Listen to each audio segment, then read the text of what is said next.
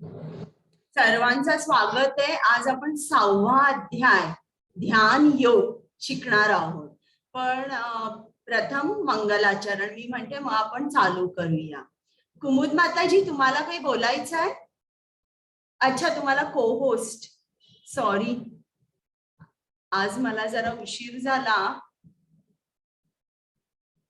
Yes, को host केलंय. पल्लवी माताजी आलेल्या नाहीयेत का अजून? मी पाहते माताजी, मी पाहते. आल्या बरं, आल्या तर त्यांना तुम्ही करता का को होस्ट?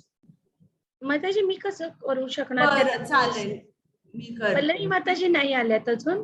ठीक आहे, चालेल. ओके. होतील त्या. सर्वांना सांगताना मला खुशी होतीये की आज अन्वया माताजींचा वाढदिवस आहे. हरे कृष्णा. कुमुद माताजी, हे असं सांगायचं नाही. नाही माताजी. बरं, चालेल. आता आपण प्रथम अध्याय चालू करूया, बरं का? येस, शेवटी आपण त्यांना विश करू. आपण नंतर आपण बोलूया. हरे कृष्णा. ओम अज्ञानतिमिरान्धस्य ज्ञानाञ्जनशलाकया चक्षुरुन्मीलितं येन तस्मै श्री गुरवे नमः. श्रीचैतन्यमनोभीष्टं स्थापितं येन भूतले स्वयं रूप गदामह्यं ददाति स्वपदान्तिकम्. नमः ओम विष्णुपादाय कृष्ण पृष्ठाय भूतले श्रीमते भक्ति वेदांत स्वामी इति नामिने. नमस्ते सारस्वते देवे गौरवाणी प्रचारिणे निर्विशेष शून्यवादी पाश्चात्य देश तारिणे. हे कृष्णा करुणा सिंधु दीनबंधु जगतपते गोपेश गोपिका कांत राधा कांत नमोस्तुते. तप्त कांचन गौरांगी राधे वृंदावनेश्वरी वृषभानुसुते देवी प्रणमामि हरिप्रिये. जय श्री कृष्ण चैतन्य प्रभु नित्यानंद श्री अद्वैत गदाधर श्रीवासादि गौर भक्त वृंद. हरे कृष्ण कृष्ण कृष्ण हरे हरे, हरे राम राम राम हरे हरे.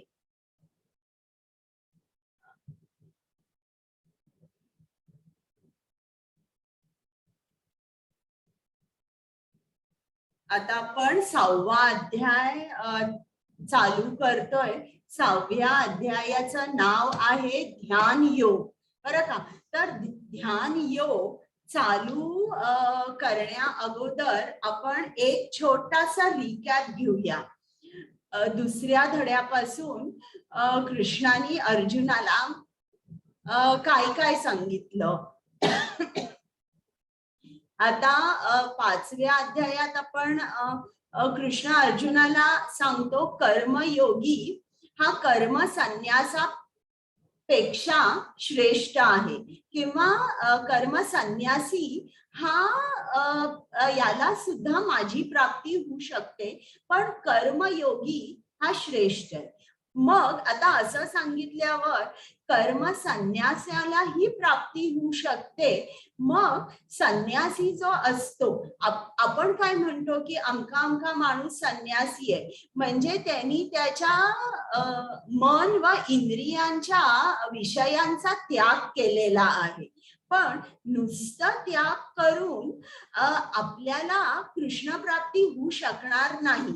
जेव्हा आपण संन्यास घेतो किंवा आपल्या इंद्रियांचे विषय तिकडे पळायचं आपण जेव्हा थांबतो, म्हणजे आपलं काय झालंय की चुकीच्या दिशेला पळणं थांबलेलं आहे. पण चुकीच्या दिशेला पळणं थांबलेलं आहे, तर फक्त थांबून आपल्याला कृष्ण प्राप्ती होणार आहे का, किंवा आपल्याला आनंद मिळणार आहे का? नाही. आपल्याला त्या कृष्ण धामापर्यंत, जे आपलं गंतव्य स्थान आहे, तिथपर्यंत आपल्याला पोहोचायचंय. आणि आपल्याला आपलं मन जे आहे ते कृष्णापर्यंत घेऊन जायचंय. मग आता काल एक शब्द होता फल्गू वैराग्य, ते मी तुम्हाला सांगितलं की फल्गू वैराग्य म्हणजे थोडक्यात मिथ्याचार असतो. ही माणसं काय म्हणतात की आम्ही काही भौतिक कर्म करणार नाही, कारण भौतिक कर्म केल्यावर आम्ही मायेच्या जाळेमध्ये अडकू, म्हणून ते पूर्णपणे भौतिक कर्म करत नाही. पण युक्त वैराग्य म्हणजे काय?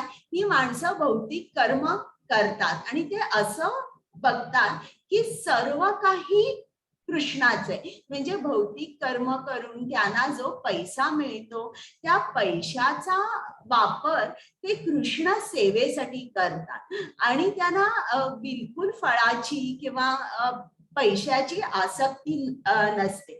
तर हे जे वैराग्य आहे या वैराग्याला युक्त वैराग्य म्हणतात. आता जेव्हा काही माणसं संन्यास घेतात तर ते संन्यास का घेतात? कारण त्यांनी वाचलेलं असतं की हो आपण संन्यास घेऊन आपल्याला कृष्ण प्राप्ती होऊ शकते, पण ते मिथ्याचारी असतात किंवा त्यांची मनाची शुद्धी चित्तशुद्धी झाली नसते. अशी माणसं काय करतात? आश्रमात जातात, पण काही वर्षांनी त्यांचं वैराग्य पळून जातं आणि परत त्यांचं मन भौतिकासाठी आसक्त होतं. तर हे जे याला फल्गू वैराग्य म्हणतात. मग काही काही माणसं असतात त्यांना भौतिक जगात राहायला खूप कष्टदायी वाटतं. का? तर त्यांची सगळ्यांबरोबर भांडणं असतात, त्यांना कुठेही नोकरीमध्ये यश मिळत नाही किंवा त्यांना खूप तऱ्हेने त्यांना दुःखच मिळतं. मग अशी माणसं काय म्हणतात की हे जे भौतिक जीवन आहे ना खूप कष्टमय आहे, तर मला भौतिक जीवन नकोय, तर मी आध्यात्मिक जीवन मला जगायचंय, मला संन्यासी व्हायचंय, म्हणजे या सगळ्या भौतिक दुःखांपासून तरी मी मुक्त होईन. पण त्यांना हे माहित नसतं की संन्यासाचं जे जीवन आहे त्याच्यामध्ये सुद्धा वेगळे चॅलेंजेस आहेत, वेगळे कष्ट आहेत. त्याच्यामुळे ते न जाणता कृष्ण प्रेम नसताना सुद्धा भौतिकाला कंटाळून ते संन्यास धर्म संन्यास आश्रम पत्करतात. पण काय होतं की त्यांना समजतं रे आध्यात्मिक जीवन सुद्धा अवघड आहे आणि ते परत आध्यात्मिक जीवनापासून मग अलिप्त होतात. मग आपण जे कृष्णाचे भक्त आहेत, ज्यांनी अनेक वर्ष सेवा केली आहे, अनेक वर्ष सेवा केली आहे आणि ज्यांनी ज्ञान मिळवलेलं आहे, जे रोज कृष्णाने सांगितलंय कृष्णाच्या आनंदासाठी कर्म करतायत, आणि अशी जी माणसं आहेत यांना ज्ञान असल्यामुळे त्यांना भौतिक दुःखांचं किंवा भौतिक सुखांचं त्यांच्यावर कुठलाच असर होत नाही. मग अशी लोक काय करू शकतात? भौतिक जग सोडून संन्यास आश्रम पत्करू शकतात आणि संन्यास आश्रमात गेल्यावर ते पूर्णपणे रमून जातात, कारण अगोदरच त्यांना कृष्ण प्रेम मिळालेलं असतं आणि आता मात्र ते कृष्ण प्रेम त्यांना वाढवायचंय, त्यांना ज्ञान पण आहे भौतिक जग कसं आहे आणि ज्ञानाने ते हे भौतिक जग सोडून संन्यास आश्रमात जातात. तर हे जे वैराग्य आहे याला युक्त वैराग्य म्हणतात. आता आपल्याला जेव्हा कृष्ण प्राप्ती हवी असते तेव्हा मन जे आहे ते आपल्याला कृष्णाकडे घेऊन जातं. तर त्यासाठी काय लागतं की एखादा जो योगी असेल त्याला कुठल्याही भौतिक इच्छा त्याच्या मनामध्ये त्याला भौतिक इच्छांची आसक्ती नसावी. म्हणजे त्याचं मन कसं असेल की मला फक्त कृष्ण पाहिजे. मग असा जो संन्यासी असतो ज्याला काही भौतिक इच्छा नसतात, निश्चितच तो इंद्रिय तृप्तींसाठी किंवा इंद्रिय विषयांचा भोग घेण्यासाठी तो जगत नसतो. एक मिनिट. हॅलो.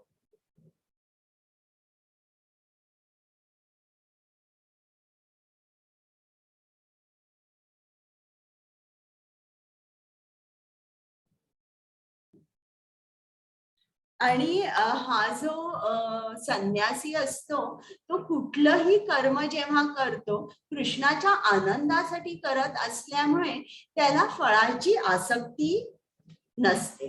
तर आता आपण हे बघूया की आता कृष्ण ध्यान योग का सांगतोय.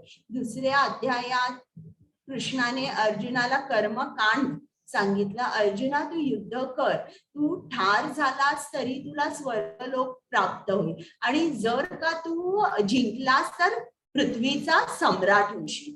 मग तिसऱ्या अध्यायात कृष्ण त्याला कर्मयोग सांगतो. तू कर्म माझ्यासाठी कर, माझ्या आनंदासाठी तू कर्म कर. मग त्याच्यानंतर चौथ्या अध्यायामध्ये कृष्ण त्याला थोडस ज्ञान देतो आणि सांगतो की मनाची शांती जी आहे ती खूप महत्वाची आहे जर तुला ज्ञान हवं असेल तर. आणि यासाठी तू फळापासून फळाशी आसक्ती नाही राहिली पाहिजे, तुझं फळाकडे कुठलंही अटॅचमेंट राहिलं नाही पाहिजे. मग असं सांगितल्यावर पाचव्या अध्यायात कृष्ण त्याला कर्म संन्यासाबद्दल सांगतो. आता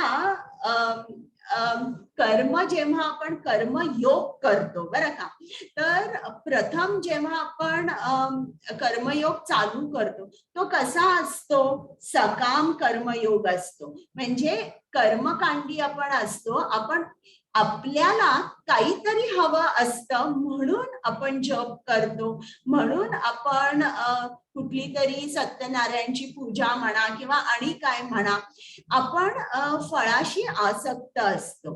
तर त्याच्यामुळे जेव्हा अनेक वर्ष कर्मकांड केल्यावर आपण सकाम कर्मयोग करतो. कर्मकांड मध्ये आपण कृष्णाकडे जात नाही, आपण इतर देवदेवतांकडे जातो. कारण आपल्याला भौतिक इच्छा ज्या असतात त्या आपल्या भौतिक इच्छांची पूर्ती करण्यासाठी आपण देवदेवतांकडे जातो. बरेच वर्ष असं झाल्यानंतर मग आपण विचार करतो किंवा आपल्याला कोणीतरी सांगतं किंवा आपण वाचतो आणि मग ज्ञान मिळतं की या देवदेवतांच्या वर सुद्धा कृष्ण आहे. मग आपण कृष्णाकडे जातो, तेव्हा तो सकाम कर्मयोग होतो. आणि तेव्हा अजूनही आपली चित्तशुद्धी झाली नसते आणि आपल्यामध्ये मागण्याचा कल असतो. मला हे हवंय, मला ते हवंय, मला चांगली नोकरी हवी, मला चांगली पत्नी हवी आहे किंवा मला प्रमोशन हवंय. हे जे काय अनेक मागण्या असतात त्या आपल्या संपत नाही. पण सकाम कर्म योगामध्ये आपण फळापासून किंचित जरा दूर असतो. आपण म्हणतो ठीक आहे, मला फळ जरी मिळालं त्यातलं थोडंसं कृष्णा मी तुला देईन. मग असं जेव्हा माणूस अनेक वर्ष सकाम कर्म योग करतो मग तो निष्काम कर्म योगाच्या पायरीवर जातो. आता मात्र त्याचं कृष्णावर प्रेम असतं आणि तो काय करतो की तो म्हणतो कृष्णा तुझ्यासाठी कर्म करण्यात मला खूप आनंद मिळतोय आणि त्यामुळे हे जे फळ आहे हे तूच दिलंय आणि हे फळ मी तुलाच अर्पण करतोय, मला काहीही नको. पण निष्काम कर्मयोग केल्यावर सुद्धा बघा पूर्ण चित्तशुद्धी किंवा आपल्या हृदयात असलेला अहंकार तो सुद्धा पूर्णपणे जात नाही. आता उदाहरण देते, काही काही डॉक्टर्स असतात, ते काय करतात, एखादा वार असा घेतात की त्या दिवशी ते लोकांना पूर्ण फ्री ट्रीटमेंट देतात, औषधं सुद्धा फुकट देतात, पैसे घेत नाहीत आणि अशा तऱ्हेने ट्रीट करतात. आणि किंवा त्यांना जे पैसे मिळतात ते सगळे ते कृष्ण अर्पण करतात. आता यात सुद्धा जो माणूस, एक मी आता डॉक्टरचं उदाहरण तुम्हाला सांगते, तो काहीही पैसे घेत नाहीये पेशंट कडून, तरी पण त्याच्यामध्ये एक सूक्ष्म अहंकार असतो. समोर येणारा जो रुग्ण आहे तो पेशंट आहे, मी डॉक्टर आहे, मेडिकल नॉलेज माझ्याकडे आहे, त्या रुग्णाकडे काही मेडिकल नॉलेज नाही, मी सुपिरियर आहे इन नॉलेज, या माणसाकडे नॉलेज नाहीये. तर इतका सुद्धा अहंकार आपल्याला जर कृष्ण प्राप्ती व्हायची असेल तरी चालत नाही. आणि अनेक वर्ष जेव्हा निष्काम कर्मयोग जेव्हा तुम्ही करता, तेव्हा तुम्हाला समजतं की मी हे शरीर नाही, मी आत्मा आहे, मी कृष्णाचा अंश आहे आणि कृष्ण हा सर्व लोक महेश्वरम आहे, या समजण्याच्या स्तरावर तुम्ही पोचता. पण तरी सुद्धा अजून पूर्ण चित्तशुद्धी झालेली नसते. मग आता चित्तशुद्धी करण्यासाठी आपण काय करायचं? मग कृष्णाने सांगितलंय, असे जे निष्काम कर्म योगी असतात ते पुढे ध्यान योग करतात. तर त्या ध्यान योगाबद्दल आपण थोडं जाणून घेणार आहोत. प्रथम ज्यांच्या आनंदासाठी मी तुम्हाला भगवद्गीता सांगते, त्या श्री श्री राधा गोविंदांना आपण जिकडे आहोत तिकडनंच साष्टांग नमस्कार करूया. त्याचप्रमाणे कृपामूर्ती श्रील प्रभुपाद, ज्यांनी आपल्यासाठी इतक्या सोप्या शब्दात गीता लिहून ठेवली आहे, त्यांच्याशिवाय हा उपक्रम घडला नसता. म्हणून श्रील प्रभुपादांना दंडवत प्रणाम. त्याचप्रमाणे नामानिष्ठ प्रभूजी ज्यांनी या स्लाइड्स तयार केल्या, प्रेमा माताजी ज्यांनी मला ट्रेनिंग दिलं, त्याचप्रमाणे को होस्ट ऍडमिन्स कुमुद माताजी, पल्लवी माताजी, कीर्तन करायला सर्व मुली बायका येतात, त्या सर्वांना मनापासून धन्यवाद. तर काल आपण एक कालच्या धड्याचा रिकॅप देऊया. कृष्ण विचारतो की मी काय करू, मी संन्यास घेऊ की कर्मयोग करू? मग कृष्ण त्याला सांगतो कर्मयोग हा कर्म संन्यासापेक्षा श्रेष्ठ आहे. मग निष्काम कर्माबद्दल कृष्ण सांगतो की निष्काम कर्म केल्यावर तू बंधनातून मुक्त होशील. आणि मग कृष्ण शेवटचा जो श्लोक आहे त्यात शांती सूत्र सांगतो. तो सांगतो की मी कोण आहे, मी सर्व भोक्तारम यज्ञ तपसाम सर्व लोक महेश्वरम आणि सुहृदम सर्व भूताना. आता 6वा अध्याय बघूया. आता मी तुम्हाला सांगितलं की अष्टांग योग कोण करतं, अनेक वर्ष निष्काम कर्मयोग केल्यावर तो योगी जो आहे तो अष्टांग योग करतो. का?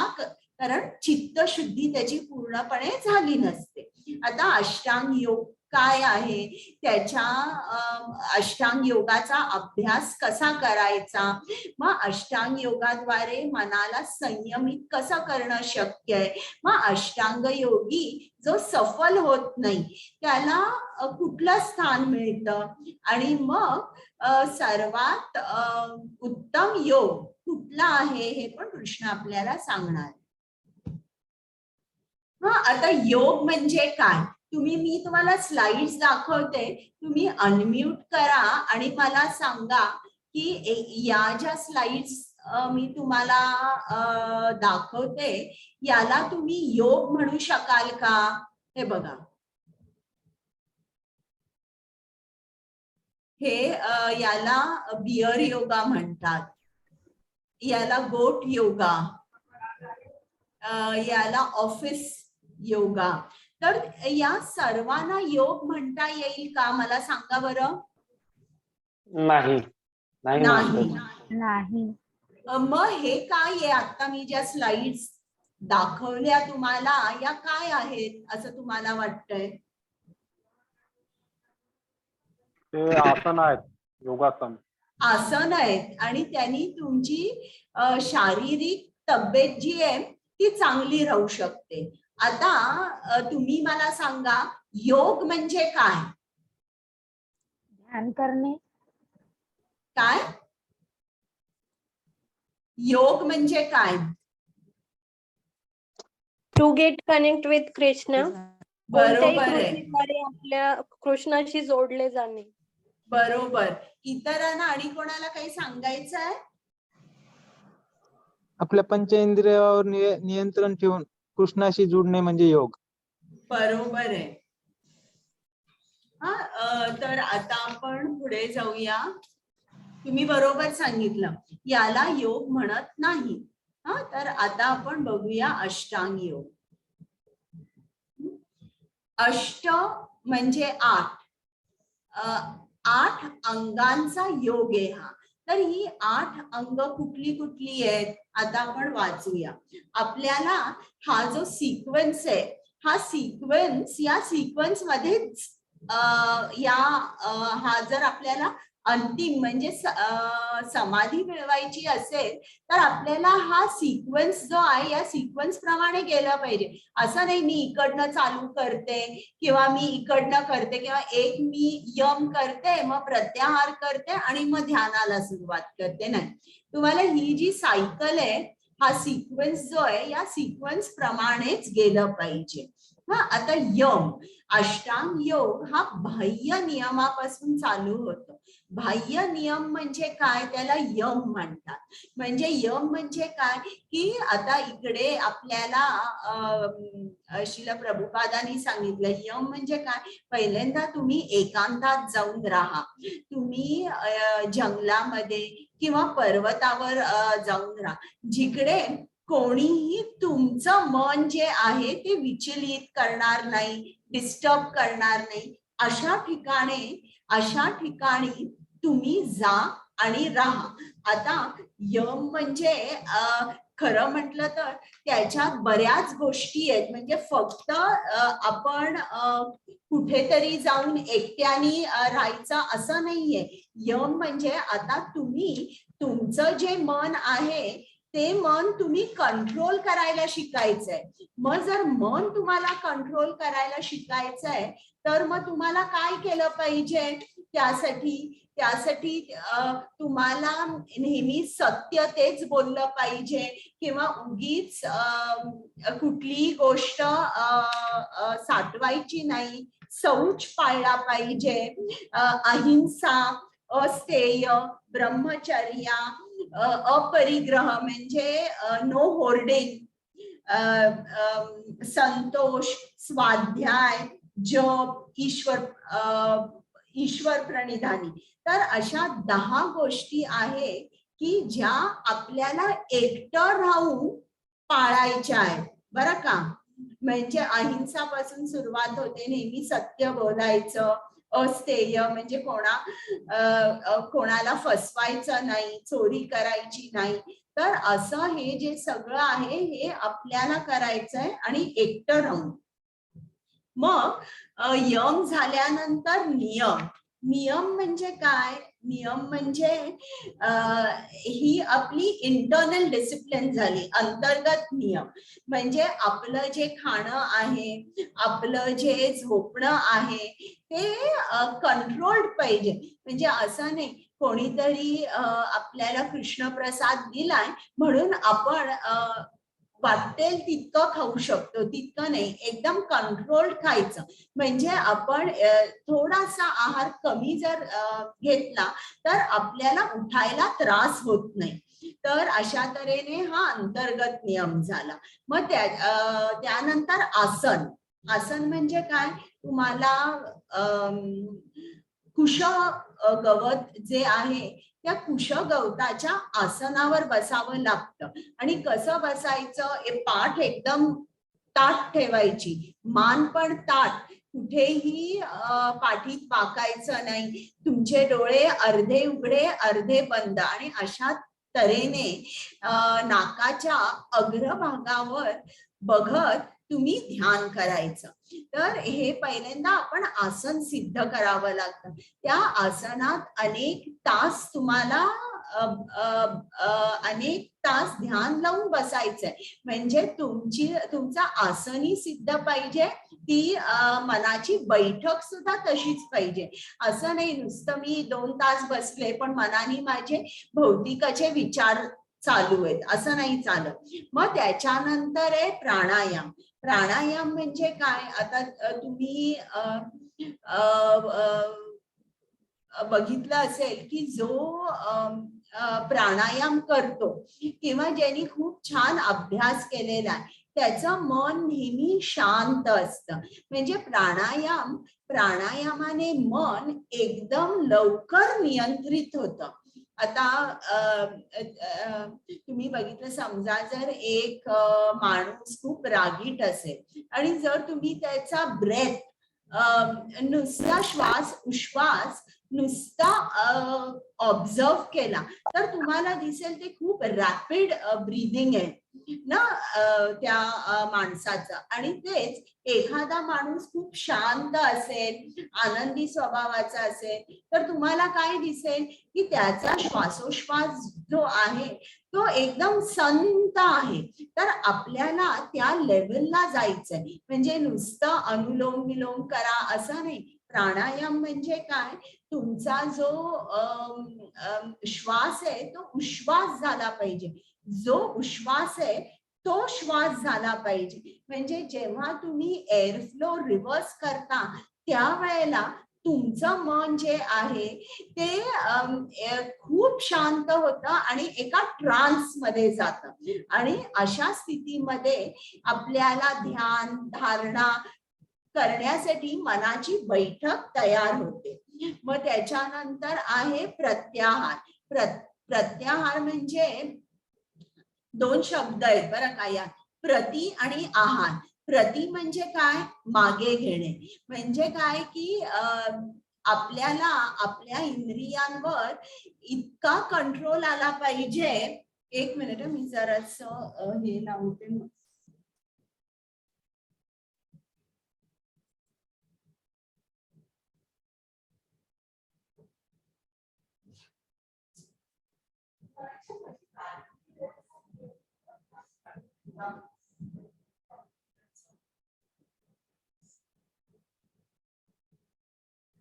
माझी बॅटरी जरा लो झाली म्हणून 1च मिनिट मी प्लग करते.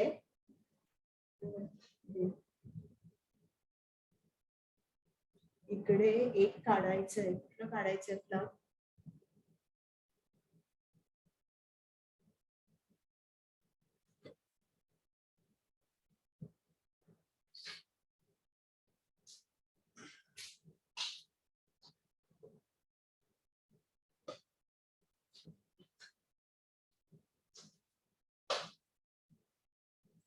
ओके, ऑन केलाय ना स्विच. ओके बरोबर चालेल.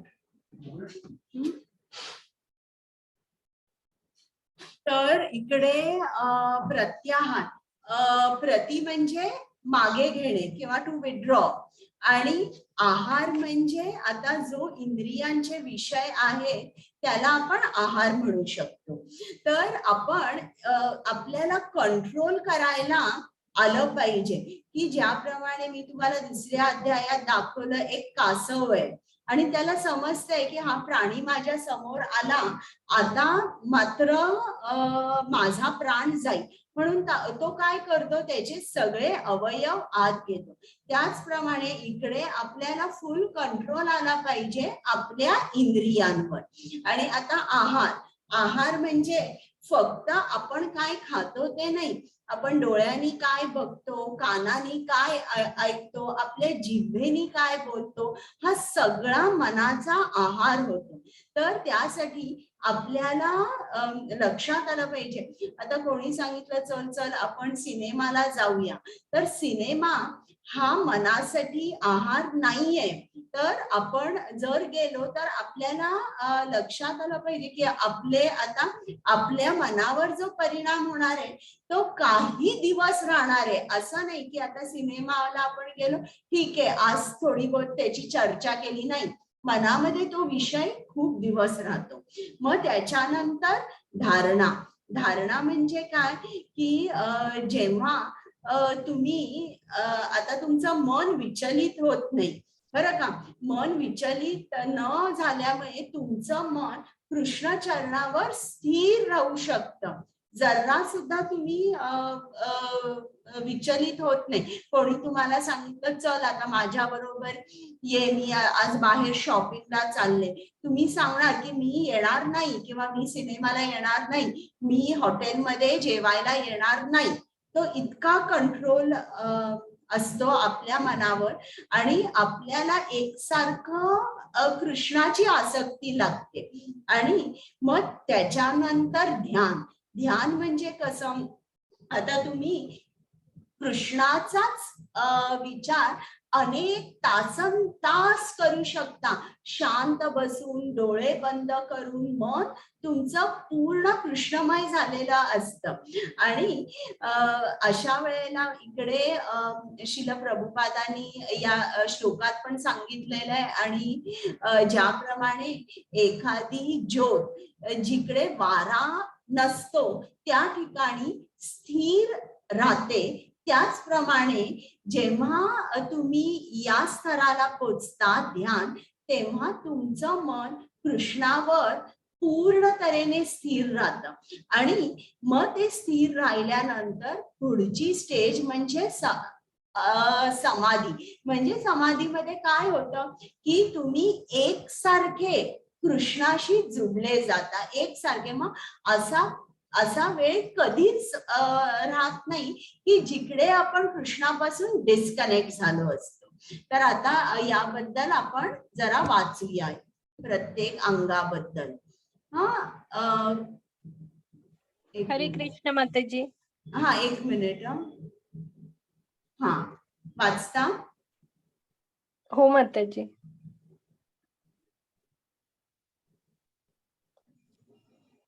हरे कृष्ण. यम म्हणजे योगी व्यक्तीने निर्जन ठिकाणी एकटे राहावे आणि नेहमी काळजीपूर्वक आपल्या मनावर नियंत्रण ठेवावे.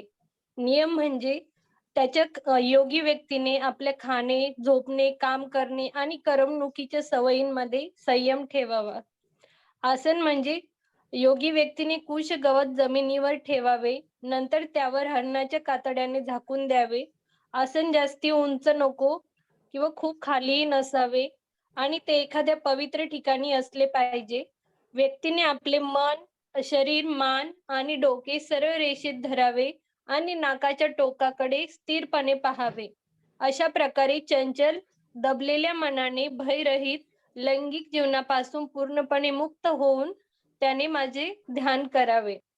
प्राणायाम म्हणजे बाहेर जाण्याच्या श्वासाची इनकमिंग मध्ये आणि येणाऱ्या श्वासाची आउटगोईंग मध्ये होणारी हालचाल थांबविण्याचा सराव करा आणि अशा प्रकारे शेवटी ट्रान्स मध्ये राहा. मग त्याची स्लाइड चेंज करता. वाचा. येस माताजी. प्रत्याहार. प्रत्याहार म्हणजे भौतिक अस्तित्वाचा अंतधारणा. याला म्हणजे योगी व्यक्तीने मानसिक क्रियाकलापांना शिस्त लावली पाहिजे आणि सर्व भौतिक इच्छांपासून रहित अतिरिक्त स्थित होतो, त्याला योग प्राप्त झाला असे म्हणता येते. ध्यान म्हणजे वारा नसलेल्या ठिकाणी जसा दिवा डगमगत नाही, त्याचप्रमाणे दिव्यवादी ज्याचे मन नियंत्रित आहे तो दिव्य स्वरूपाच्या ध्यानात सदैव स्थिर राहतो. आणि समाधी म्हणजे माणूस कधीही डळमळत नाही, अगदी मोठ्या संकटातही डळमळत नाही. जसे की भौतिक संपर्कातून उद्भवणाऱ्या सर्व दुःखांपासून सुद्धा तो डळमळत नाही. यालाच खरे स्वातंत्र्य म्हणतात. हरे कृष्ण. आता मला सांगा, तुम्हाला अष्टांग योग करायला आवडेल का? तुम्ही अनम्यूट करून बोलू शकता. तुम्हाला हो, आवडेल आवडेल. का हा योग करायला? हो आवडेल. हो आवडेल. हो आवडेल. किती जणांना आवडणार नाही की सगळ्यांना आवडेल? आवडेल. हो आवडेल. सगळ्यांना आवडेल. सगळ्यांना आवडेल. सगळ्यांना मॅडम. काय? सगळ्यांनाच आवडेल ते. बरं, आता आपण बघूया. अर्जुन, सर्वांना आवडेल असं एकटं राहायला आणि हा योग करायला? तुम्हाला इकडे एकटं राहायला ही स्लाइड मी तुम्हाला मोबाईल दाखवली. पण अलाउड नसेल. मोबाईल पण अलाउड नसेल. हो ना माताजी? हा, नो मोबाईल. तुम्हाला एकटं राहावं लागेल हे बघा. आणि किती वर्ष हा योग करावा लागतो असं नाही. 6 महिने गेलो आणि मग आलो घरी. आणि बघा इकडे हा कुठे राहिला, इकडे पाठीमागे एक वाघ आहे, पण हा जरा सुद्धा घाबरलेला नाहीये. त्याचं जे ध्यान आहे ते कृष्णावर इतकं लागलेलं आहे की कुठला प्राणी पाठीमागे आहे काय त्याला बिलकुल त्याचं भीती पण नाहीये आणि त्याच्या लक्षातही आलेलं नाहीये ते. तर तुम्हाला आवडेल असं? नाही. बरं, चालेल. आता आपण बघूया अर्जुन काय सांगतोय. त्याला आवडलाय का हा योग? आपण बघूया. कारण मी तुम्हाला यम मध्येच सांगितलं, किती 10 गोष्टी सांगितल्या. एक्सटर्नल डिसिप्लिन, अहिंसा, सत्य, अस्तेय, ब्रह्मचर्य, अपरिग्रह, सौच, संतोष, स्वाध्याय, जप, ईश्वर प्रणिधानी. 10 गोष्टी सांगितल्या. तर पहिलंच अंग बघा, तुम्हाला वाटतं का सोपं आहे? आता बघा अर्जुन काय सांगतोय. पण प्रथम बघा, अर्जुन कोण होता? अर्जुन श्रेष्ठ धनुर्धर होता. त्याचं मन कसं होतं? पूर्ण एकाग्र होतं. ही गोष्ट तुम्हाला माहिती आहे ना की त्यांनी द्रोणाचार्यांनी त्याच्या सर्व शिष्यांना विचारलं की तुम्हाला पक्षाच्या डोळ्यावर नेम धरून बाण सोडायचा. आता तुम्हाला काय काय दिसतंय? मग प्रत्येकाने सांगितलं की मला झाड दिसतंय, फळं दिसतायत, आकाश, पर्वत आणि पक्षी दिसतोय. पण अर्जुन हा एकटाच म्हणाला मला पक्षाचा डोळा दिसतोय. म्हणजे बघा तो किती फोकस्ड होता. आणि हाच अर्जुन जेव्हा द्रौपदी स्वयंवराच्या वेळेला त्यांनी वर मासा फिरत होता आणि माशाच्या प्रतिबिंबाकडे बघून त्यांनी बरोबर त्या मास्यावर नेम धरून त्याला मारला. म्हणजे बघा किती त्याचं मन होतं ते किती बलवान होतं, किती कॉन्सन्ट्रेटेड होतं आणि किती एकाग्र होतं. आणि बरं, अर्जुन साधा सुद्धा माणूस नव्हता किंवा एक आपला साधा भक्त आहे आपला कृष्णाचा, तसाही नव्हता. तो अर्जुनाचा सखा आहे. आणि अर्जुन कृष्णाचा सखा आहे. आणि अर्जुन नरनारायण मध्ये नर होता. हे बघा इकडे तुम्हाला दिसतंय नर आणि नारायण. तर त्याचे अनेक जन्म झाले होते कृष्णाबरोबर. तर असा अर्जुन होता. मग अर्जुन आता काय सांगतोय आपण ऐकूया.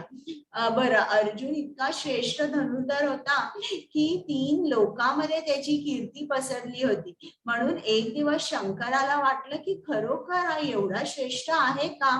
तर शंकराने भिल्ल रूप घेतलं आणि तो एका जंगलात आला, ज्या जंगलात अर्जुन शिकार करायला गेला होता. तर जेव्हा तो शिकार करायला गेला, अर्जुनाने एका डुकरावर बाण मारला आणि त्याच डुकरावर शंकराने सुद्धा बाण मारला. आणि दोघंही तिकडे आले की हा माझा शिकार आहे. तेव्हा दोघांमध्ये युद्ध झालं. आणि युद्ध झाल्यावर शंकर खूप प्रसन्न झाला आणि त्यांनी आपलं रूप दाखवलं आणि अर्जुनाला गांडीव धनुष्य दिला. तर हा असा होता अर्जुन. हरे कृष्ण. कुमुद माताजी. का बरं प्रसन्न झाला होता शंकर अर्जुनावर? कारण त्याची कीर्ती होती ना, आणि तो युद्धामध्ये शंकर अर्जुनाला हरवू शकला नाही. आता श्लोक आहे, श्लोक नाही हा, माताजी. आता श्लोक आहे का? हा, ओके. नाही, अनुवाद आहे माताजी. वाचते हा. माताजी. पल्लवी माताजी. ओके ओके माताजी, याच्या आधीच्या स्लाइड मध्ये श्लोक आहे माताजी. ओके, मी डायरेक्ट. नाहीये. Okay okay. मला हे दिसत. कृष्णा. हा, बरं, सॉरी. ओके माताजी. हा. चंचलम हि मन कृष्ण प्रमाथि बलवदृढम तस्याहं निग्रहं मन्ये वायोरिव सुदुष्करम. हरे कृष्ण. हरे कृष्णा. हे कृष्णा, मन हे चंचल, अशांत, जिद्दी आणि अतिशय बलवान आहे आणि त्याला वश करणे माझ्या मते वाऱ्यावर नियंत्रण ठेवण्यापेक्षा कठीण आहे. हरे कृष्ण.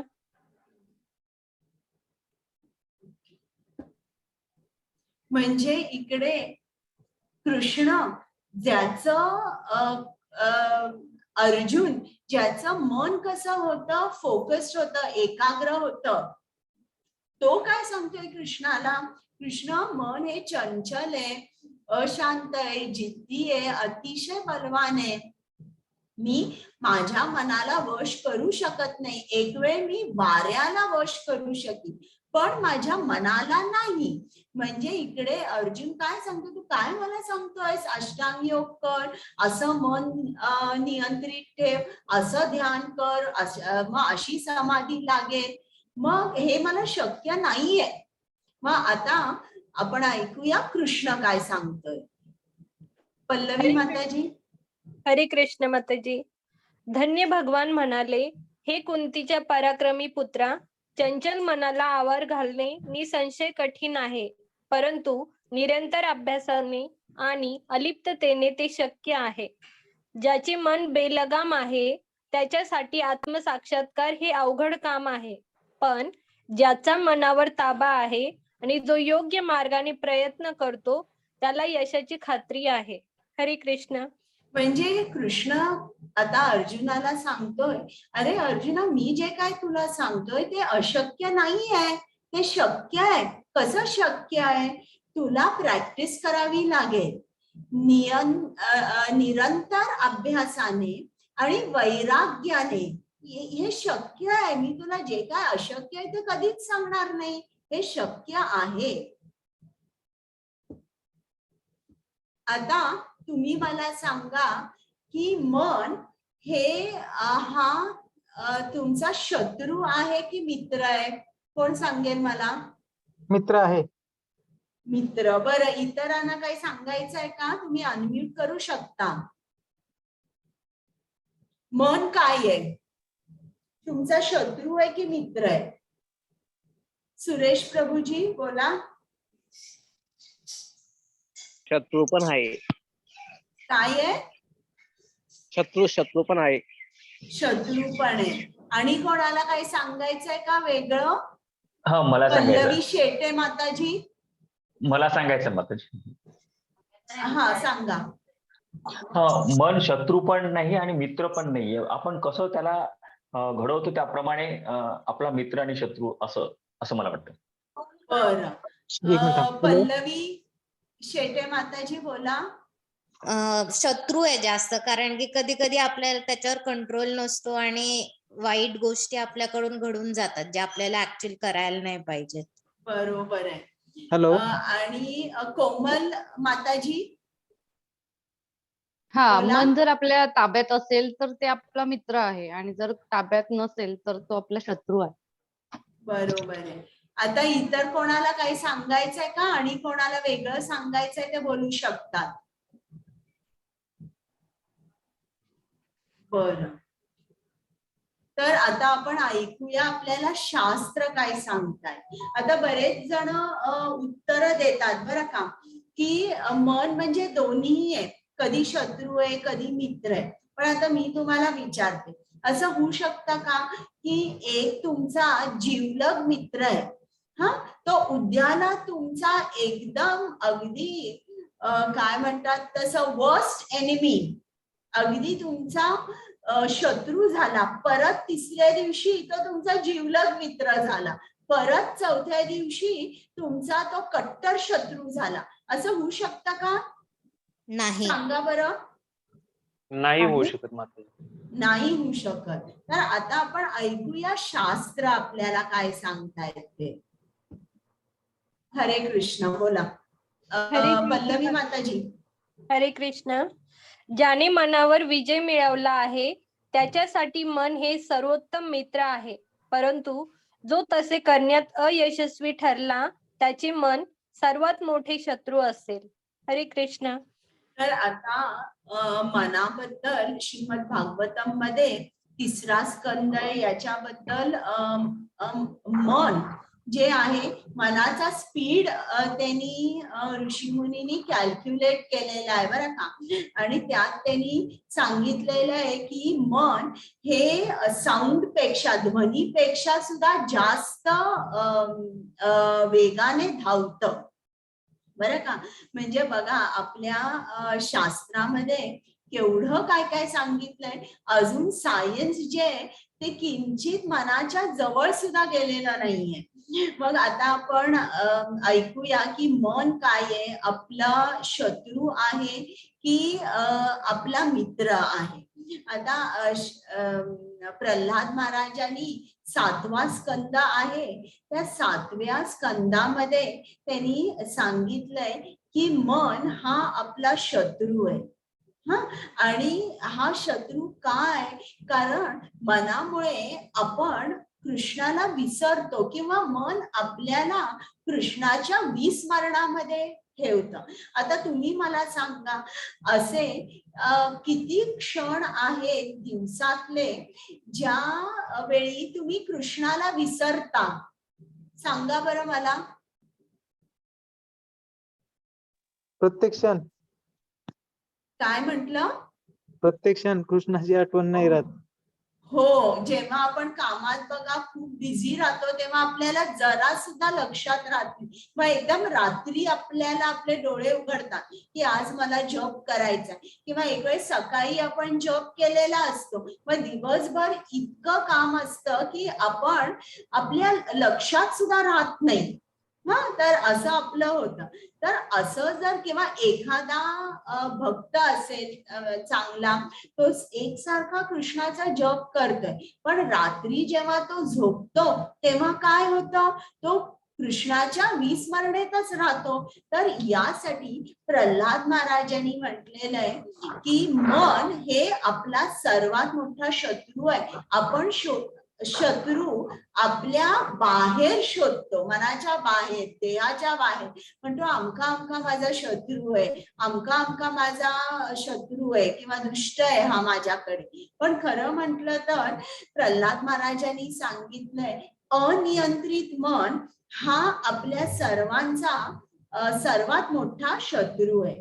आणि ज्यांचं मन मित्र आहे बरं का, म्हणजे जे कृष्णाचे शुद्ध भक्त आहेत, ज्या गोपी आहेत, ते कृष्णाच्या स्मरणात क्षणोक्षणी राहत असतात. आणि ते ब्रह्मदेवाला हे 10व्या स्कंदात दिलंय. ब्रह्मदेवाला म्हणतात, ब्रह्मदेवा तू अशी शरीराची रचना कशी केलीस की जिकडे तू आम्हाला डोळे दिलेस, पण डोळे आम्हाला एकसारखे उघड बंद करावे लागतात, आणि जेव्हा पापण्या आम्ही खाली करतो तेव्हा निमिष मात्र आम्हाला कृष्णाचं दर्शन होत नाही. आणि हे जेव्हा आम्हाला दर्शन होत नाही तेव्हा आम्ही खूप व्याकुळ होतो. तर असं आहे की जेव्हा आपण कृष्णाच्या विस्मरणात राहतो तेव्हा कृष्ण आपला सर्वात मोठा, तेव्हा मन आपला सर्वात मोठा शत्रू असतो. आता हा जो अष्टांग योग आहे, अर्जुनाचा आता पुढचा प्रश्न आहे की मी अष्टांग योग केला पण मी त्यात सफल झालो नाही तर काय, कारण त्याच्यामध्ये कृष्णा तू खूप गोष्टी सांगितलेल्या आहेस की असं एकटं राहायचं, मग प्राणायाम, प्रत्याहार आहे, आणि असं करता करता जर खूप वर्ष लागली आणि समजा जर एखाद्याला कुठली भौतिक इच्छा झाली आणि मध्येच तो हा योग सोडून गेला, किंवा एखादा माणूस खरोखर योग करतोय पण शरीराने त्याला साथ दिली नाही आणि समजा जर तो मरण पावला, तर अशा योगीचा काय होईल, आता आपण ऐकूया. पल्लवी माताजी. हरे कृष्ण माताजी. अर्जुन म्हणाला, हे कृष्ण, जो आरंभी आत्मसाक्षात्काराच्या मार्गाचा श्रद्धेने स्वीकार करतो, परंतु नंतर सांसारिक आसक्तीमुळे मार्गभ्रष्ट होतो आणि यामुळे योग सिद्धी प्राप्त करू शकत नाही, अशा अयशस्वी योग्याला कोणती गती प्राप्त होते? श्लोक नंबर 41. योग भ्रष्ट योगी पुण्यात्मा लोकांमध्ये अनेक वर्ष सुख उपभोगल्यानंतर पुन्हा गुणवान कुटुंबामध्ये किंवा वैभवशाली कुटुंबामध्ये जन्म घेतो. श्लोक नंबर 42. किंवा दीर्घकाळ योगाभ्यास केल्यानंतर अपयशी ठरलेला तो अत्यंत बुद्धिमान योगी व्यक्तीच्या कुळात जन्म घेतो. खरोखर अशा प्रकारचा जन्म या लोकी अत्यंत दुर्लभ आहे. हरे कृष्ण.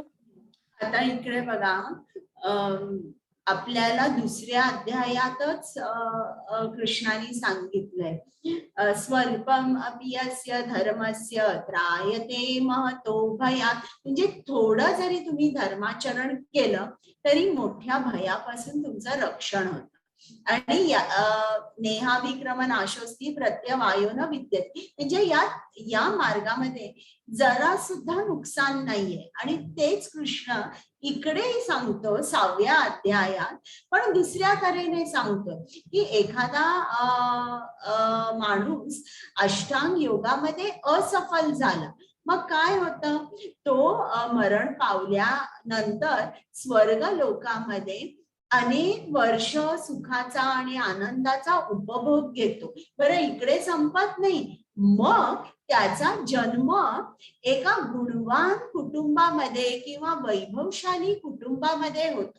म्हणजे इकडे कृष्ण काय सांगतोय की असा जो असफल झालेला आहे अष्टांग योगात, त्याला मी परत चान्स देतो, मी त्याला अशा कुटुंबामध्ये जन्म देतो जिकडे सर्व संपन्न आहे, जिकडे पैसे खूप आहे, श्रीमंती खूप आहे, म्हणजे त्याला त्याच्या नोकरीचा, कामाचा विचार करावा लागत नाही. आणि असं कुटुंबही ते असतं जे गुणवान असतं, म्हणजे तिकडे ही जी सगळी माणसं असतात त्यांचं आचरण शुद्ध असतं.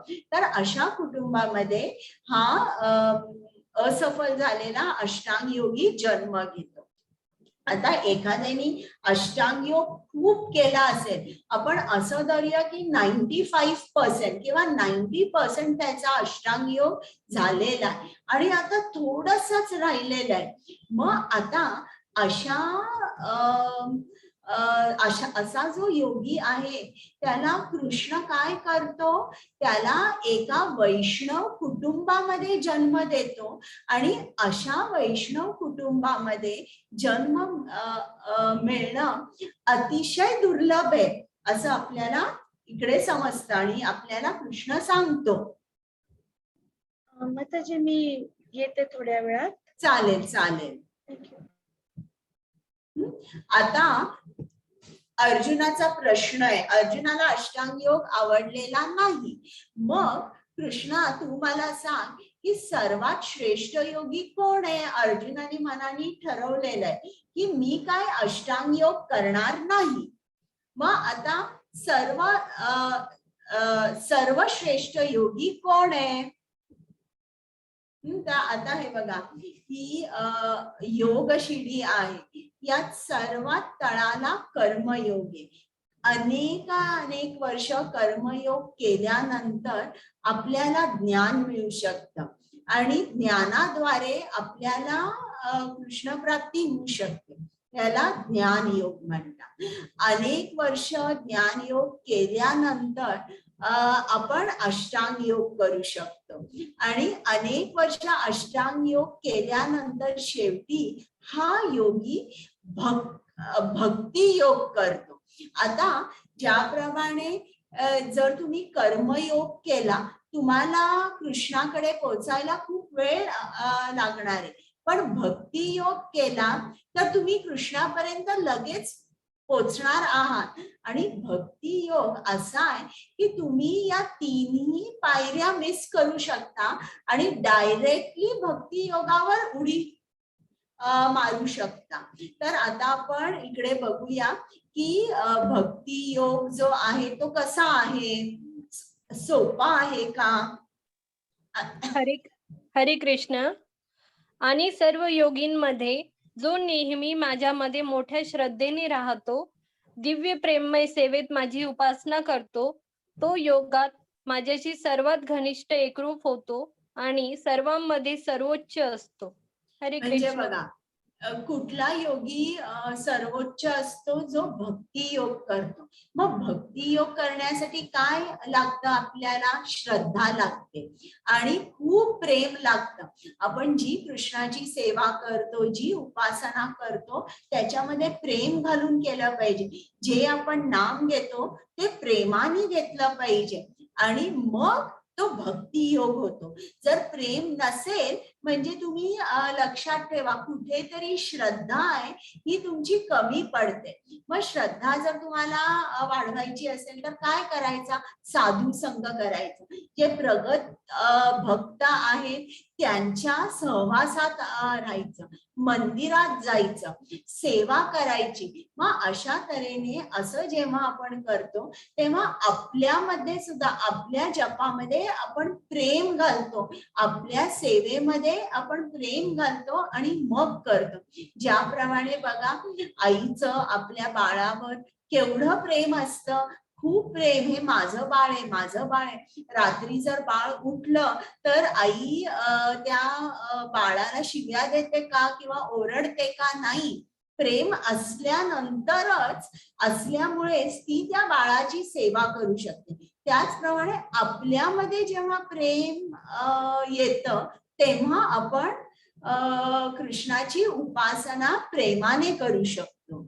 इकडे त्यांनी स्लाइड दाखवली आहे वृंदावनाची. जे कृष्णाचे बालमित्र होते, गोप होते, ते काय करायचे? रोज कृष्णाबरोबर वृंदावनात जायचे आणि कृष्णाबरोबर खूप खेळायचे, मजा करायचे आणि कधी कधी असुर पण असायचे तिकडे कृष्णाचा वध करण्यासाठी. आणि बिचारे हे बालगोप संकटात सापडायचे. पण तरीही सगळं शेवटी त्या असुराला मारल्यानंतर, हे सगळे घरी आल्यानंतर सुद्धा दुसऱ्या दिवशी संकट येऊन सुद्धा त्यांना दुसऱ्या दिवशी कृष्णच हवा होता. आणि घरी आल्यानंतर ते आपल्या आईला खूप आनंदाने सांगायचे, आज आम्ही वृंदावनात काय केलं, आज कृष्णाने काय केलं. आणि कृष्णाबद्दल अख्खा वेळ ते बोलत राहायचे.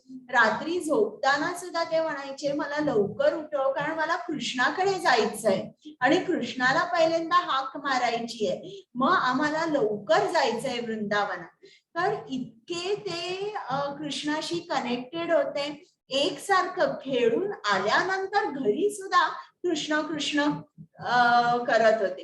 म्हणजे आपल्याला सुद्धा लक्षात घेतलं पाहिजे की जप कसा करायचा, सकाळी करायचा, संध्याकाळी करायचा आणि मध्ये पूर्ण कृष्णाला विसरून जायचा, असं नाही करायचं. आता आपण बघूया की प्रत्येक युगामध्ये एक कृष्ण प्राप्तीसाठी विशिष्ट कर्म किंवा विशिष्ट यज्ञ सांगितलं होतं. आता सतयुग मध्ये आपण विष्णूचे ध्यान करून आपल्याला आत्मसाक्षात्कार करता येत होता. त्रेता युगामध्ये जर कृष्ण प्राप्ती हवी असेल तर आपल्याला खर्चिक यज्ञ करून ब्राह्मणांना बोलून ते मंत्र म्हणून मग आपल्याला आत्मसाक्षात्कार किंवा कृष्ण प्राप्ती होत असे.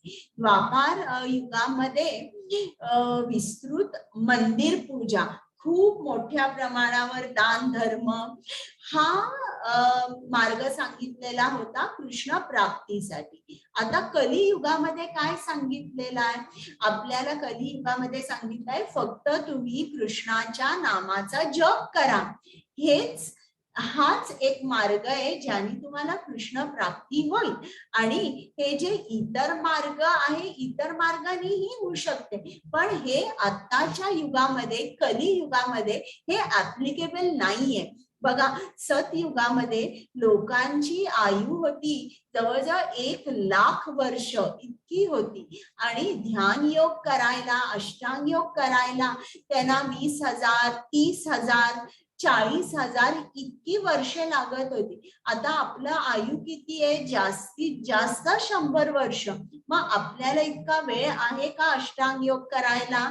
नाही. मग त्रेतायुगामध्ये होम हवन हे जे दाखवलेलं आहे अशा तऱ्हेने यज्ञ होत असे, आणि यज्ञासाठी खूप ब्राह्मण लागत असे, आणि ते ब्राह्मण शुद्ध असायचे, मंत्रोच्चार करायचे, ज्यांच्याद्वारे या अग्नीतून यज्ञ पुरुष येऊन त्यांना सर्वांना आशीर्वाद द्यायचा, आणि हा एक मार्ग होता कृष्ण प्राप्तीसाठी. आता या युगामध्ये एवढे पैसे कोणाकडे नाहीये, पर पैसे जर असतील तर आता कलियुगामध्ये कोणच ब्राह्मण नाहीये, त्याच्यामुळे आपण हा यज्ञ करू शकत नाही. मंदिर पूजा, विस्तृत मंदिर पूजा, आता इकडे मोठ्या प्रमाणावर मंदिर पूजा केली जात असे, खूप दान धर्म केला जात असे. आता तुम्ही मला सांगा, तुम्ही सर्वजण जर मंदिरात जाता तर तुम्ही किती वेळ मंदिरामध्ये जाता? मला सांगा बरं, किती वेळ बसता? सांगा.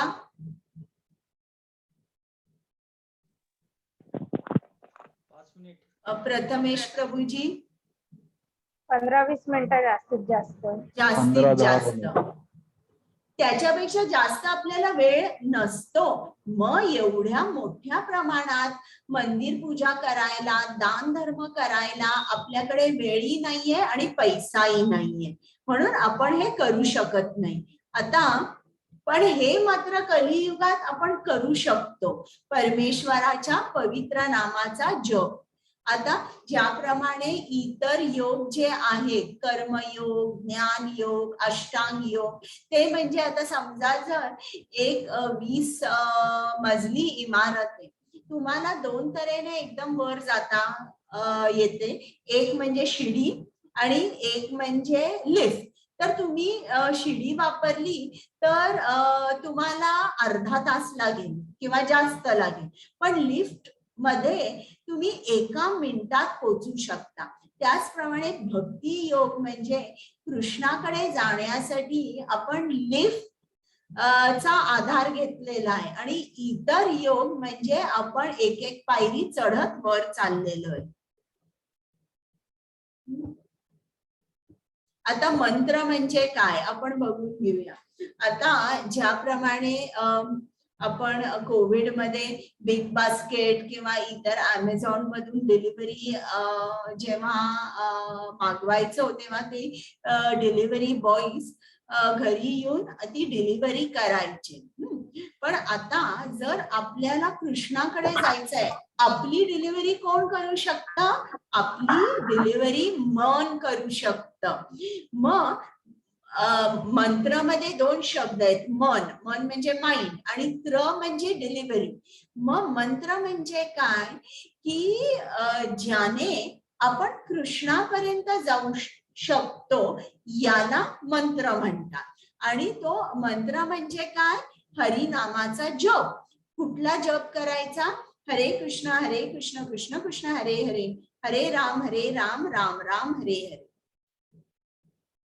हा, आता आपण हे बघूया. हे शास्त्रामध्ये कुठे कुठे सांगितलंय की तुम्ही जप केला पाहिजे? नारायण संहिता. हा, तर इकडे नारायण संहितेमध्ये सांगितलंय की कलियुगात लोकांनी फक्त भगवंताच्या पवित्र नामाचा जप केला पाहिजे. आता इकडे काली म्हटले, इकडे ऍक्च्युली कली संतरण उपनिषद असं आहे.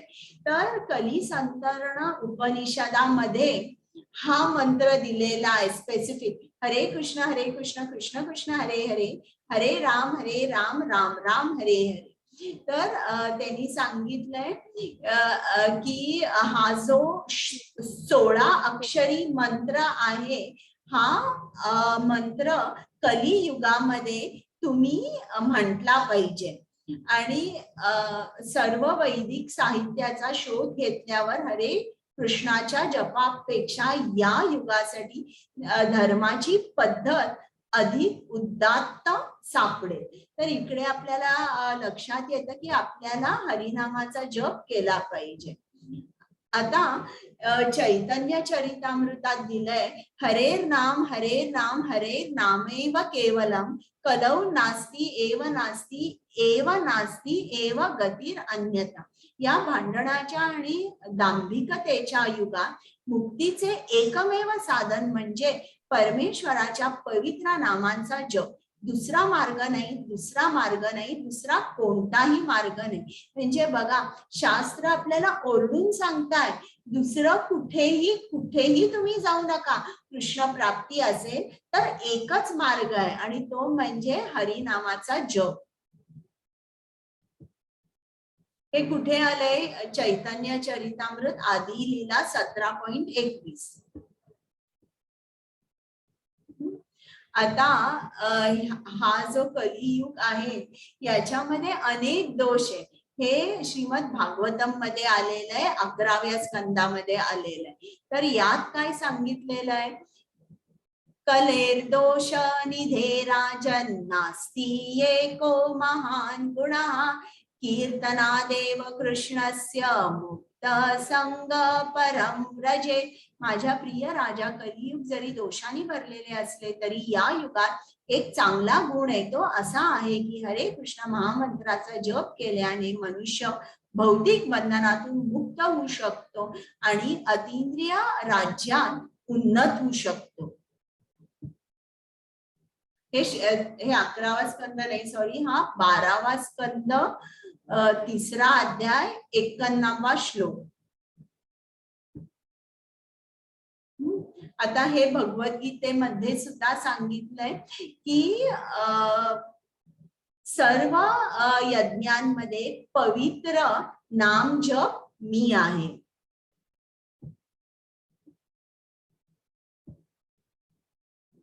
आता इकडे परत सांगितलेलं आहे, नाम नामकारी बहुधा निज सर्व शक्ती तत्रार्पिता नियमिता स्मरण न कला एतादर्शी तव कृपा भगवान मामापि दुर्दैवम इदम ज्ञानम इहना. पल्लवी माताजी वाचता? हो माताजी. हे परमपुरुष भगवान, तुझ्या पवित्र नामातच जीवाचे सर्व सौभाग्य आहे आणि म्हणून तुझी अनेक नावे आहेत, जसे की कृष्ण आणि गोविंदा. तू त्या नामामध्ये आपले सर्व सामर्थ्य गुंतवले आहे आणि ते लक्षात ठेवण्यासाठी कोणतेही कठोर किंवा जलद नियम नाहीत. हरे कृष्ण.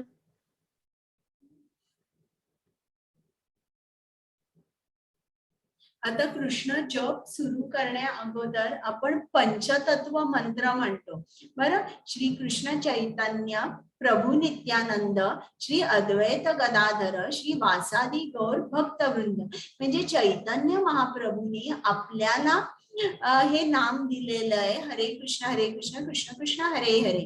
आणि म्हणून आपण हे जे पंचतत्व आहेत या पंचतत्वांचा आशीर्वाद घेतो आणि मगच आपण हरे कृष्ण महामंत्र चालू करतो म्हणायला. तर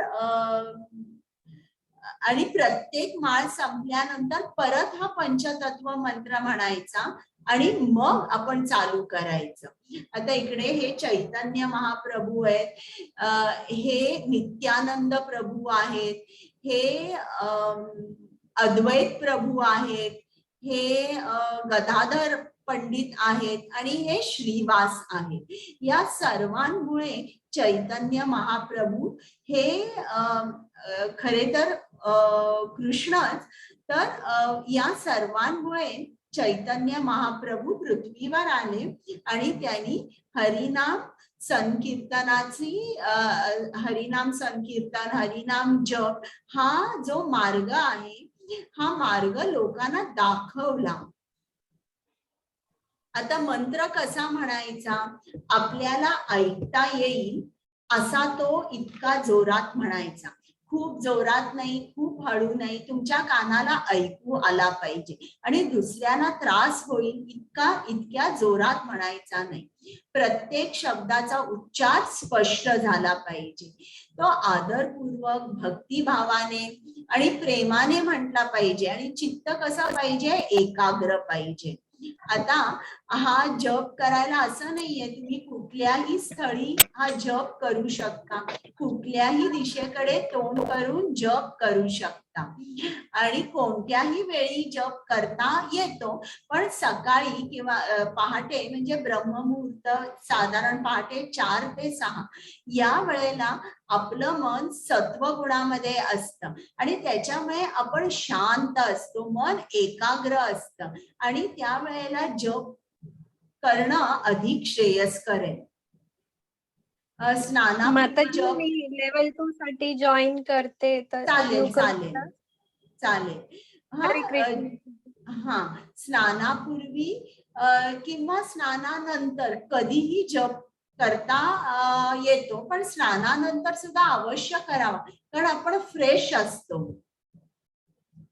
जप करताना तो आपण मोजावा आणि तो मोजल्यानंतर आपल्यामध्ये आपण एक नियम करायला हवा की मी रोज 4 माळा तरी करणारच, मी रोज 10 माळा करणार आणि मग तो नियम पाळला जातो जेव्हा आपण जप संख्या मोजतो.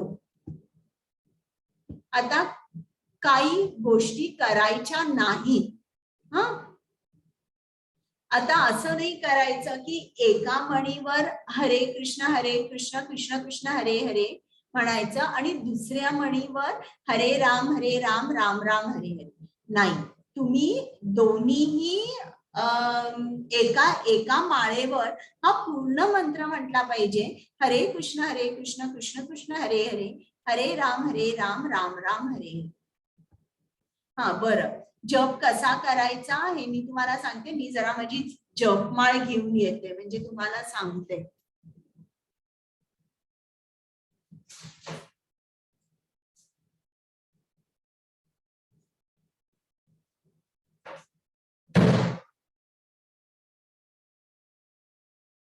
हे बघा, ही जी माळ आहे ही माळ विशिष्ट तऱ्हेने धरायची. आता ही जी माळ आहे ना, हा जो मधला मणी आहे, मधला मणी जो तुम्हाला इकडे दिसतोय किंवा स्लाइड मध्ये, याला कृष्णमणी किंवा मेरुमणी म्हणतात. हा मणी ओलांडायचा नाही आणि जेव्हा तुम्ही माळ धरता तेव्हा तर्जनी जी आहे, तर्जनीने जपमाळेला हात लावायचा नाही. आणि मधल्या बोटावर माळ धरायची आणि अंगठ्याने मणी जे आहेत तुमच्या बाजूला ओढायचे. म्हणजे आता चालू करताना अगोदर जय श्री कृष्ण चैतन्य प्रभू नित्यानंद श्री अद्वैत गदाधर श्रीवासादि गौर भक्त वृंद, हरे कृष्ण कृष्ण कृष्ण हरे हरे, हरे राम राम राम हरे हरे, हरे कृष्ण कृष्ण कृष्ण हरे हरे, हरे राम राम राम हरे हरे, हरे कृष्ण कृष्ण कृष्ण हरे हरे, हरे राम राम राम हरे हरे. असं करत करत करत तुम्ही आता जेव्हा शेवटी याल तेव्हा माळ तुम्ही क्लॉकवाईज फिरवायची, अशा तऱ्हेने फिरवायची की शेवटचा मणी हा पहिला मणी होईल हा.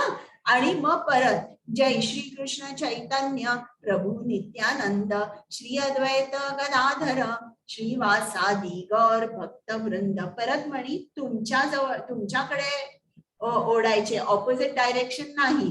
हरे कृष्ण कृष्ण कृष्ण हरे हरे, हरे राम राम राम हरे हरे, असं करून परत शेवटी तुम्ही आल्यावर माळ फिरवायची अशा तऱ्हेने की शेवटचा मणी पहिला होईल. आणि परत जय श्री कृष्ण चैतन्य प्रभु नित्यानंद श्री अद्वैत गदाधर श्री वासादि गौर भक्तवृंद, अशा तऱ्हेने जप करायचा. मग इतर मोबाईलवर गप्पा करताना, वर्तमानपत्र वाचताना जप करायचा नाही. तुम्ही संकीर्तन सुद्धा करू शकता. आता जप करण्याचे फायदे आपण बघूया बरं का. कुमुद माताजी, माताजी बोला. वाचता. कर्मफलापासून मुक्ती, त्याचे दुसरं काही दिसतच नाही. ओके. वाईट सवयी व्यसनापासून मुक्ती. सध्याच्या अवस्थेत आपण आपल्या विचार व इच्छेचे गुलाम आहोत. हरे कृष्ण. चिंता व तणावापासून मुक्ती. मन शांती. खरं निर्मल आनंद. आत्मज्ञान. हरे कृष्ण महामंत्र बाबत लोक काय म्हणतात? आता आपण ऐकूया बरं का. ही खरोखरच ईश्वराच्या साक्षात्कार होण्याची प्रक्रिया आहे. George Harrison. महामंत्राचा जप सुरू केल्यापासून सर्व काही मला अनुकूल असे घडायला लागले. जीन क्लोड हेलीचे सर्वात तरुण दिग्दर्शक, फ्रान्स, 29 वर्षाचा. हरे कृष्ण महामंत्र जपामुळे मी आयुष्यातील चढ उतार सहजपणे आत्मविश्वासाने व मनशांतीने पार करू शकलो. अल्बर्ट ब्रश, फोर्ड मालक, फोर्ड मोटर्स. मी बऱ्याच वर्षापासून हरे कृष्णाचा जप करत आहे आणि मला यापेक्षा आनंददायक काहीही मिळाले नाही.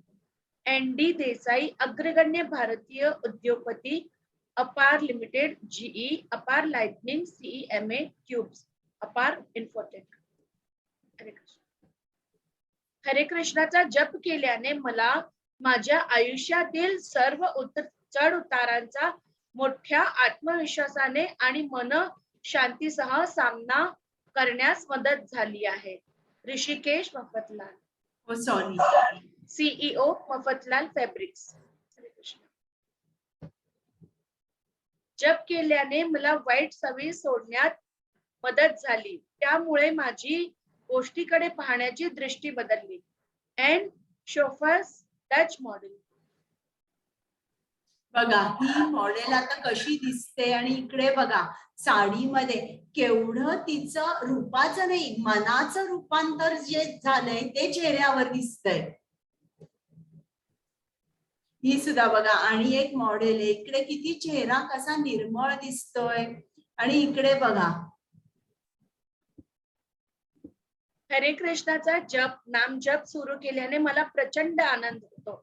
विकी ओव्हरटन, अग्रगण्य युरोपियन मॉडेल. हरे कृष्ण भक्तासोबत सहवास सुरू केल्यावर आणि महामंत्राचा जप केल्यावर माझा जीवनाकडे पाहण्याचा दृष्टिकोन अधिक उजळ झाला आहे. ब्रूस क्लिनबर्ग, सैन्य अधिकारी. महामंत्रामुळे तणाव, नैराश्य आणि अज्ञानाची पद्धत लक्षणीयरित्या कमी होते आणि चांगुलपणाची पद्धत लक्षणीयरित्या वाढते. David Wolf, Florida State University मध्ये master of social service program, Hare Krishna महामंत्राच्या जपाच्या परिणामाचा अभ्यास करणारे संशोधक यांनी रिसर्च केला. हरे कृष्ण महामंत्र जेव्हा एखादा जप करतो मग त्याचं डिप्रेशन किंवा त्याचा स्ट्रेस कसा कमी होतो? जेव्हा मी चिंताग्रस्त असतो तेव्हा मला जप करणे खूप शांत वाटते. मी छोट्या छोट्या गोष्टीत डळमळत नाही. सौ सेली रेले व्यापारी. हरे कृष्णाचा जप केल्याने आणि कृष्ण भावनेवरील अधिकृत पुस्तके वाचल्याने मला खूप शांती मिळाली आहे. Ramesh Lal, Toronto health spa मालक. हरे कृष्ण. हा, तर तुम्ही आता- नाम जप तुम्ही नाम जप देखील करू शकतात. हरे कृष्ण कृष्ण कृष्ण हरे हरे, हरे राम राम राम हरे हरे. एक मिनिट माताजी. आणि आनंदी राहा. आणि आनंदी राहा. हरे कृष्ण. तर आता आपण काय बघितलं? अष्टांग योग म्हणजे काय बघितलं? त्याची 8 अंग बघितली आणि अष्टांग योगचा अभ्यास आपण कसा करायचा हे बघितलं. अष्टांग योग द्वारे अर्जुनाने सांगितलं की हे तू खूप अवघड योग सांगितलाय. या अष्टांग योग द्वारे काही मी माझ्या मनाला संयमित करू शकणार नाही, कारण मन कसं आहे, चंचल, बलवान, हट्टी आहे. मग कृष्णाने त्याला सांगितलं नाही, हे अशक्य नाहीये, तू मनाला संयमित करू शकतोस अभ्यासाने, म्हणजे प्रॅक्टिसने आणि वैराग्याने. मग अर्जुनाला तरीही हे पटलं नव्हतं, म्हणून त्यांनी प्रश्न विचारला की जे अष्टांग योगामध्ये असफल होतात त्यांचं काय होतं? मग कृष्णाने सांगितलं की यात नुकसान तर काहीच नाहीये. ते योगी जे आहे त्यांना पुढच्या जन्मामध्ये मी त्यांना श्रीमंत, गुणवान कुटुंब किंवा एखाद्या वैष्णव कुटुंबामध्ये जन्म देतो. मग भक्ती योगी हा किंवा भक्ती योग हा सर्वोच्च योग आहे असं कृष्णाने जेव्हा सांगितलं तेव्हा अर्जुनाचा जीव भांड्यात पडला, कारण त्याला अष्टांग योग आवडलेला नव्हता. आता झालं, आजचा अध्याय झालाय. आता तुम्हाला काही प्रश्न आहेत का? दुसऱ्या अध्यायाचं रेकॉर्डिंग भेटेल का मॅम? काय? जे रेकॉर्डिंग स्टॉप करायचंय. ओके.